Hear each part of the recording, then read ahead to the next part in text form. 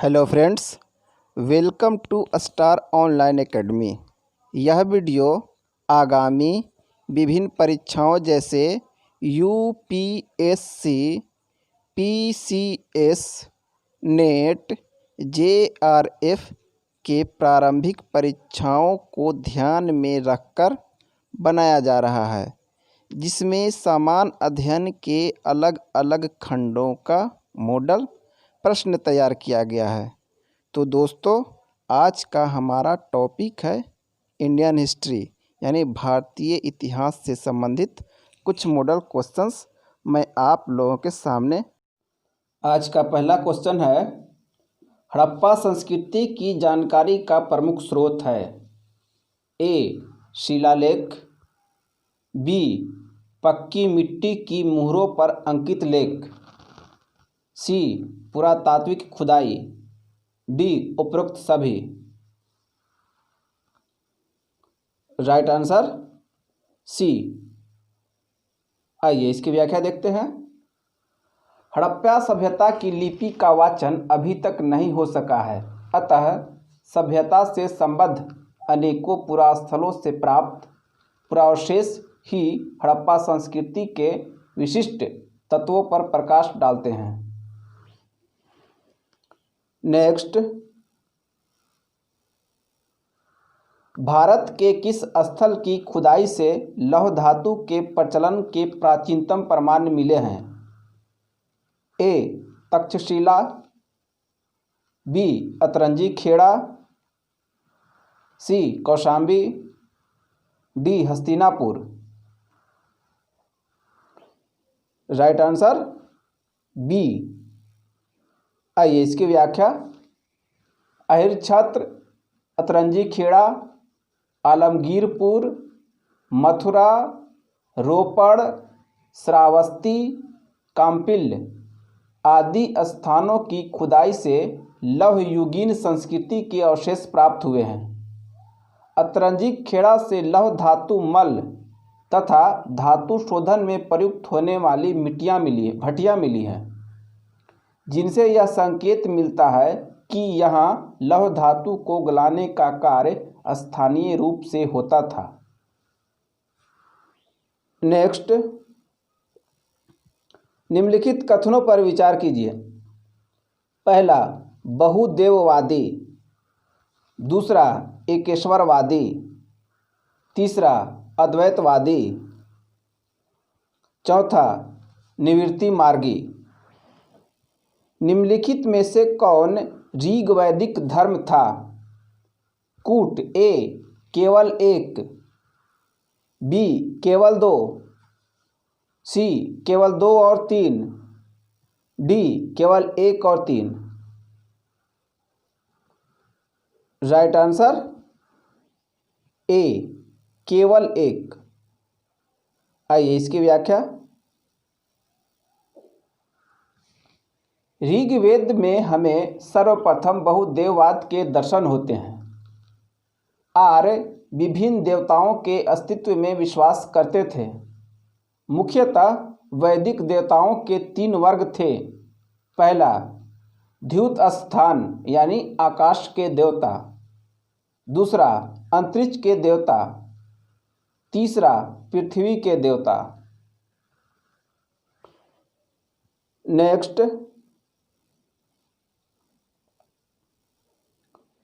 महात्मा बुद्ध के संबंध में निम्नलिखित कथनों में कौन सही है? पहला, उनका जन्म कपिलवस्तु में हुआ था। दूसरा, उन्होंने बोधगया में ज्ञान प्राप्त किया था। तीसरा, उन्होंने वैदिक धर्म को अस्वीकार किया था। चौथा, उन्होंने आर्य सत्य का प्रचार नहीं किया था। नीचे दिए गए कूट से सही उत्तर चुनिए। ए, केवल एक और दो। बी, केवल एक और तीन। सी, केवल एक, दो और तीन। डी, एक, दो, तीन और चार। राइट आंसर सी, एक, दो और तीन। आइए इसकी व्याख्या।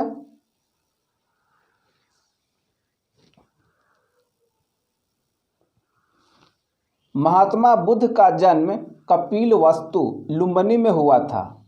उनको बोधगया में ज्ञान की प्राप्ति हुई थी। उन्होंने वैदिक धर्म को अस्वीकार किया था तथा आर्य सत्य का प्रचार किया था। नेक्स्ट, निम्नलिखित कथनों पर विचार कीजिए। पहला, समुद्रगुप्त के दरबार का प्रसिद्ध कवि हरिसेन था। दूसरा, उसने देवी चंद्रगुप्तम महाकाव्य की रचना की।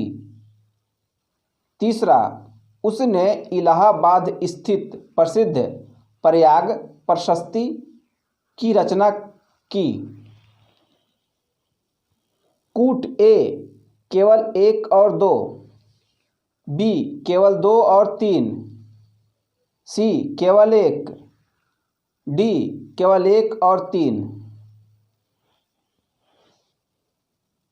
राइट आंसर डी, केवल 1 और 3। आइए इसकी व्याख्या।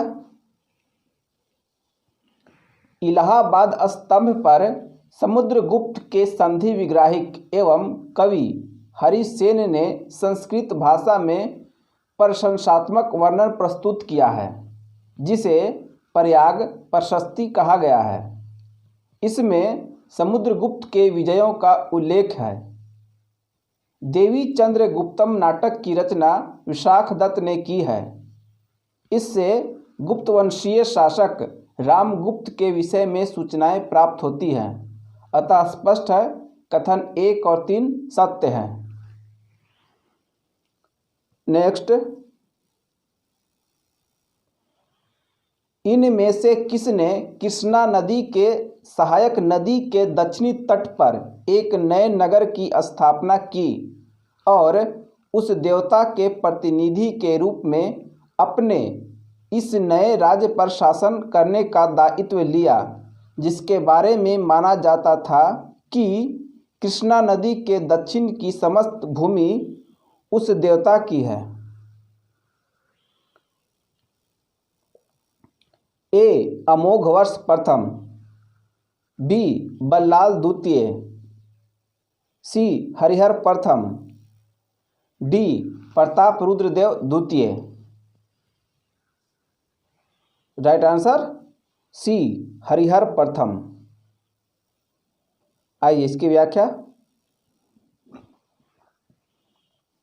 हरिहर प्रथम ने कृष्णा नदी की सहायक नदी तुंगभद्रा के दक्षिणी तट पर एक नए नगर विजयनगर की स्थापना की और उस देवता के प्रतिनिधि के रूप में अपने इस नए राज्य पर शासन करने का दायित्व लिया, जिसके बारे में माना जाता था कि कृष्णा नदी के दक्षिण की समस्त भूमि उस देवता यानी भगवान विरूपाक्ष की है। Next,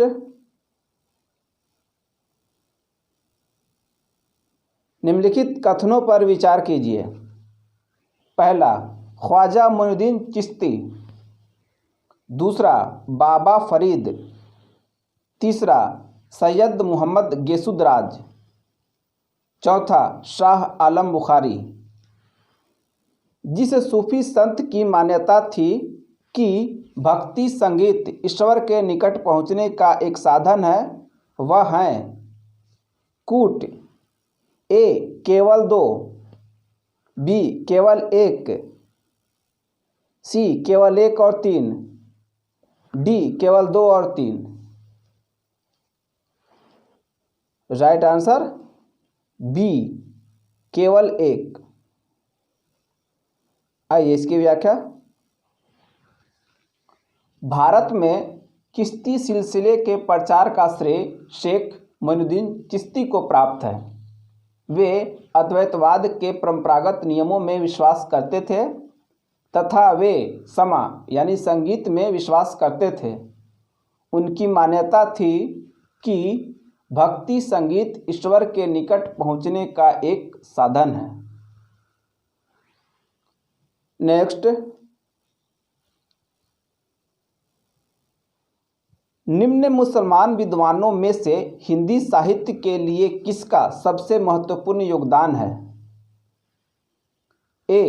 Abul Fazl, B. Faizi, C. Abdul Qadir Badauni, D. Abdul Rahim Khan Khana. Right answer D. Abdul Rahim Khan Khana. आइए इसकी व्याख्या। अकबर के सफल प्रशासन, सहिष्णु नीति एवं संतुलित मनोवृत्ति तथा तत्कालीन अनुकूल वातावरण ने हिंदी को पनपने का ऐसा सुअवसर प्रदान किया कि अकबर का काल हिंदी काव्य का स्वर्णकाल कहलाने लगा। इस युग में हिंदी केवल हिंदुओं की ही धरोहर नहीं थी, अपितु इस पर मुसलमानों का भी सम्यक अधिकार था। फारसी, अरबी, तुर्की, संस्कृत, हिंदी तथा राजस्थानी मर्मज्ञ अब्दुल रहीम खान खाना इन सब में प्रमुख स्थान रखते थे। हिंदी काव्य का कोई भी इतिहास खान खाना के सम्मान के उल्लेख के बिना अधूरा है। उनका प्रसिद्ध ग्रंथ रहीम सतसई दोहों का संग्रह है। नेक्स्ट, निम्नलिखित में से किस स्मारक में वह गुंबद है जो संसार के विशालतम गुंबदों में से एक है? ए. गोल गुंबद बीजापुर, बी. शेर शाह का मकबरा Sasaram, C. Jama Masjid Delhi, D. Taj Mahal Agra. Right answer A. Gol Gumbaz Bijapur. आइए इसकी व्याख्या।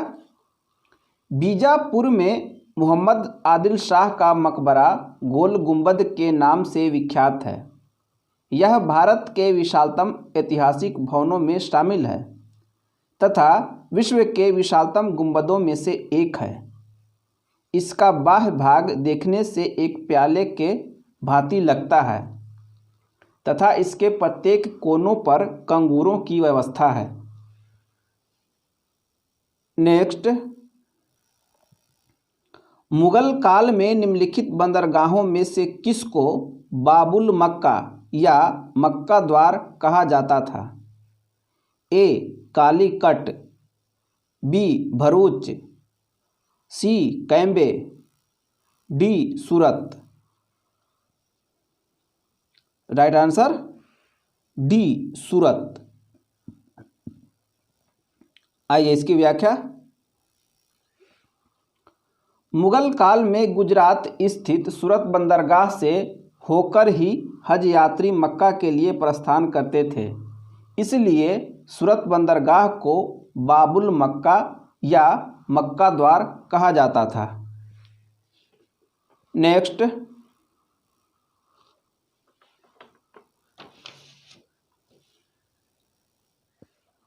लॉर्ड वेलेस्ली द्वारा लागू की गई सहायक संधि व्यवस्था के बारे में निम्नलिखित में से कौन सा कथन लागू नहीं होता?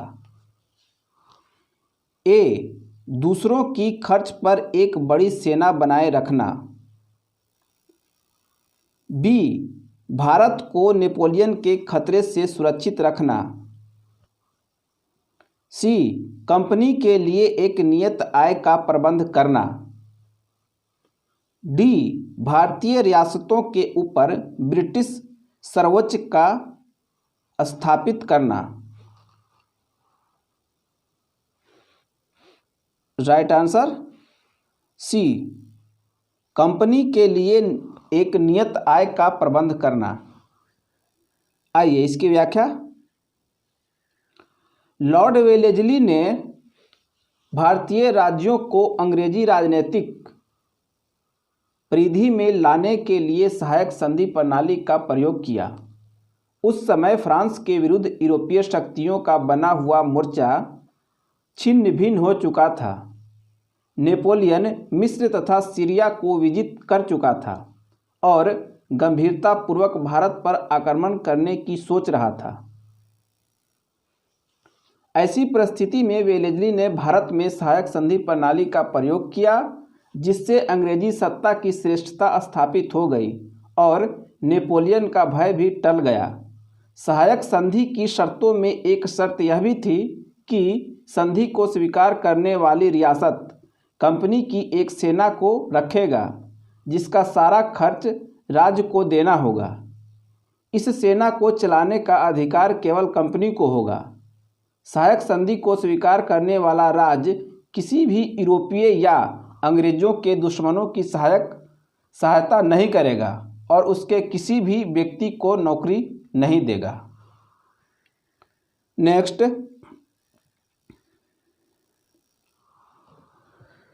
1855 के संथाल हुल के संदर्भ में निम्नलिखित में से कौन सा कथन सही है? पहला, भागलपुर के पास मेजर बरो संथालों से लड़ाई में हार गए। दूसरा, गोक्को गोड्डा का एक महत्वपूर्ण नेता था। तीसरा, इस संदर्भ में महाजन दीनदयाल राय भी एक महत्वपूर्ण नाम है। चौथा, एक समय था जब मुजफ्फरपुर के निकट गंगा घाटी के क्षेत्र पर संथालों का पूर्ण वर्चस्व था। कूट ए केवल 1, बी केवल 1, 3 और 4, सी केवल 1, 2 और 3, डी केवल 2 और 3। राइट आंसर सी केवल 1, 2 और 3। आइए इसकी व्याख्या। जुलाई 1855 ईस्वी में संथालों ने विद्रोह का बिगुल बजाया। कलकत्ता के मेजर बरो और पूर्णिया से सेना की एक टुकड़ी संथालों का दमन करने के लिए भेजी गई, जो भागलपुर के निकट पीरपैंती के मैदान में संथालों से संघर्ष में पराजित हो गई। बाद में विद्रोह का दमन कैप्टन अलेक्जेंडर ने किया। गोड्डा वर्तमान में झारखंड राज्य के अंतर्गत संथाल परगना में आता है। गोक्को यहाँ का एक महत्वपूर्ण नेता था। महाजन दीनदयाल राय भी शोषणकर्ताओं में शामिल थे।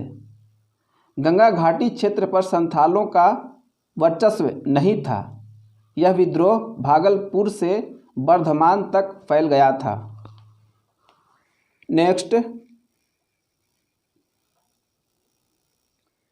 निम्न में से किस व्यक्ति ने सर्वप्रथम स्वराज शब्द का प्रयोग किया और हिंदी को राष्ट्रभाषा माना? ए राजा राम मोहन राय, बी स्वामी दयानंद सरस्वती, सी स्वामी विवेकानंद, डी बाल Gangadhar Tilak. Right answer B Swami Dayanand Saraswati. आइए इसकी व्याख्या। सर्वप्रथम स्वामी दयानंद सरस्वती ने स्वराज शब्द का प्रयोग किया और हिंदी को राष्ट्रभाषा के रूप में स्वीकार किया। नेक्स्ट,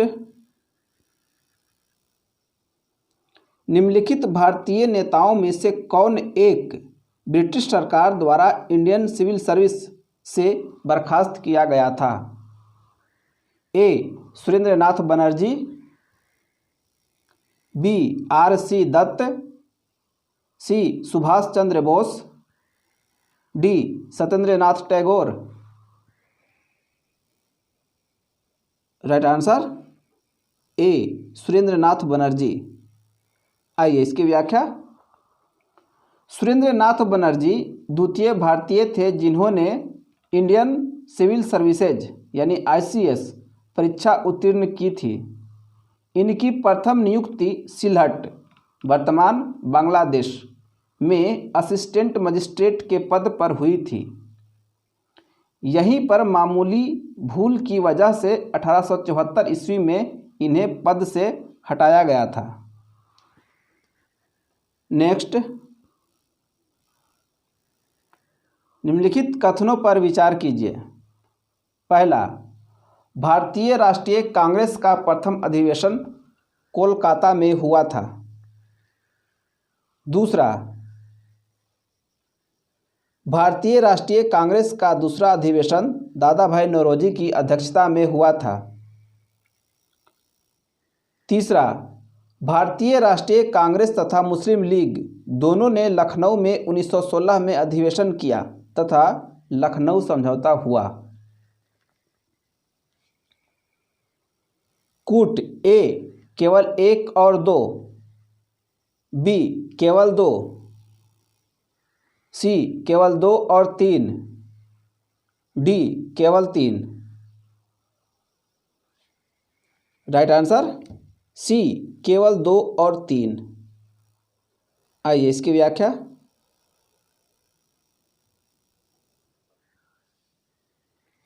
भारतीय राष्ट्रीय कांग्रेस का प्रथम अधिवेशन कलकत्ता में नहीं बल्कि बंबई में हुआ था, जिसमें कुल 72 सदस्यों ने भाग लिया। यद्यपि इसे पुणे में आयोजित होना था, किंतु वहां हैजा फैल जाने के कारण यह बंबई में आयोजित किया गया। अतः कथन एक असत्य है। दूसरा अधिवेशन 1886 ईस्वी में कलकत्ता में दादा भाई नौरोजी की अध्यक्षता में हुआ। भारतीय राष्ट्रीय कांग्रेस तथा मुस्लिम लीग दोनों ने वर्ष 2016 में लखनऊ में अधिवेशन किया। तदनुसार कांग्रेस तथा मुस्लिम लीग के बीच लखनऊ समझौता हुआ, जो कांग्रेस लीग योजना तथा लखनऊ पैक्ट के नाम से जाना जाता है। इसी अधिवेशन में उग्रपंथियों को, जिन्हें पिछले 9 वर्ष से कांग्रेस से निष्कासित कर दिया गया था, पुनः कांग्रेस में शामिल किया गया। कांग्रेस के लखनऊ अधिवेशन की अध्यक्षता अंबिका चरण मजूमदार ने की थी। नेक्स्ट, किसने कहा था, दरो दीवार पे हसरत की नज़र करते हैं, खुश रहो अहले वतन हम तो सफ़र करते हैं। ए अशफाक उल्ला खान ने, बी बहादुर शाह जफ़र ने, सी राम प्रसाद बिस्मिल ने, डी वाजिद अली शाह ने। Right answer D Wajid Ali Shah ने। आइए इसकी व्याख्या। उपर्युक्त उक्ति अवध के आखिरी नवाब वाजिद अली शाह की है। भारतीय क्रांतिकारियों द्वारा इस नज्म का प्रयोग जेलों में बंदी रहने के दौरान तथा फांसी दिए जाने पर किया गया था। नेक्स्ट, मैडम भीकाजी कामा, एम बरकतुल्लाह, VVS अय्यर और MN राय में क्या बात समान थी? ए सभी अंतर्राष्ट्रीय साम्यवादी आंदोलन के अग्रणी सदस्य थे। बी क्रांतिकारियों के एक दल ने काबुल में स्वतंत्र भारत की जो अस्थायी सरकार बनाई थी, उसमें एम बरकतुल्लाह प्रधानमंत्री थे और शेष सभी मंत्री। सी वे सभी प्रमुख क्रांतिकारी थे और स्वतंत्रता आंदोलन की अवधि में भारत से बाहर विविध देशों में काम कर रहे थे। डी वे सभी लॉर्ड डलहौजी पर फेंके जाने वाले बम के मामले में अभियुक्त थे।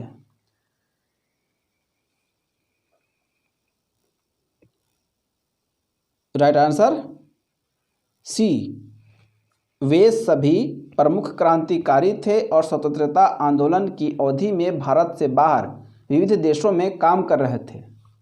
आइए इसकी व्याख्या। मैडम भीकाजी कामा, एम बरकतुल्लाह, VVS अय्यर और MN राय क्रांतिकारी थे और विदेशों में भारत की स्वतंत्रता का बिगुल बजा रहे थे। नेक्स्ट, दक्षिण अफ्रीका में रहने की अवधि में महात्मा गांधी ने निम्न में से किस पत्रिका का प्रकाशन किया? उसका नाम था A Navjivan, B India gazette, C Indian opinion, D the nation. Right answer C Indian opinion. आइए इसकी व्याख्या। दक्षिण अफ्रीका में गांधी जी ने इंडियन ओपिनियन नामक अखबार निकाला। यह गुजराती, हिंदी, तमिल और अंग्रेजी में प्रकाशित होता था तथा वर्ष 1904 में डरबन में फिनिक्स फर्म की स्थापना की। नेक्स्ट, निम्नलिखित कथनों पर विचार कीजिए। पहला, हिंद केसरी। दूसरा, राय बहादुर। तीसरा, कैसर ए हिंद। चौथा, राइटच ऑनरेबल। ब्रिटिश सरकार ने महात्मा गांधी को जो उपाधि दी थी और जिसे उन्होंने असहयोग आंदोलन में वापस कर दिया था वह था कूट ए केवल 3, बी केवल 2, सी केवल 1 और 2, डी केवल 2 और 3। राइट आंसर ए केवल 3। आइए इसकी व्याख्या। जिस समय गांधी जी भारत आए वर्ष 1915, उस समय प्रथम विश्व युद्ध चल रहा था। उन्होंने सरकार के युद्ध प्रयासों में मदद की, जिसके लिए सरकार ने उन्हें कैसर ए हिंद सम्मान से सम्मानित किया, जिसे उन्होंने असहयोग आंदोलन में वापस कर दिया। अन्य लोगों ने भी गांधी जी का अनुकरण करते हुए अपनी पदवियों एवं उपाधियों को त्याग दिया। यथा जमनालाल बजाज ने अपनी राय बहादुर की उपाधि वापस कर दी। नेक्स्ट, भारत में स्वाधीनता संग्राम से संबंधित निम्नलिखित घटनाओं पर विचार कीजिए। पहला, गांधी इरविन समझौता। दूसरा, भारतीय राष्ट्रीय कांग्रेस का कराची अधिवेशन। तीसरा, भगत सिंह की फांसी। चौथा, पूना समझौता। पांचवा, द्वितीय गोलमेज सम्मेलन। कूट A 1 3 4 2 5, B 1 3 2 5 4, C 4 2 1 3 5, D 5 2 1 4 3। Right answer B 1 3 2 5 4। आइए इसकी व्याख्या। गांधी इरविन समझौता 5 मार्च 1931। भगत सिंह को फांसी 23 मार्च 1931। कराची अधिवेशन 26 से 31 मार्च 1931। द्वितीय गोलमेज सम्मेलन 7 सितंबर 1931 को प्रारंभ। पूना समझौता 24 सितंबर 1931।